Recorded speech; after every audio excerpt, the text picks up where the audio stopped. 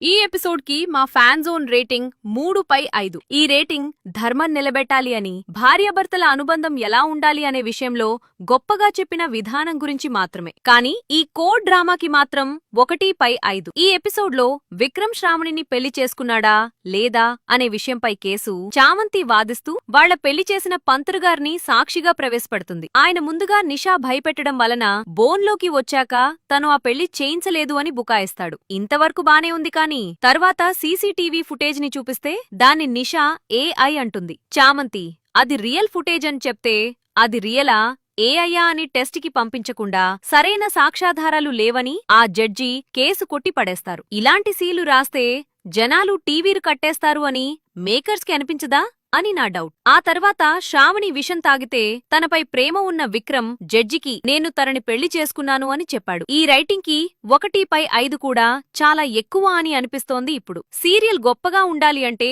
గొప్పగా scenes, logics రాయాలి అని మా ఫ్యాన్ జోన్ వారు మళ్లీ మేకర్స్ కి గుర్తు చేస్తున్నారు.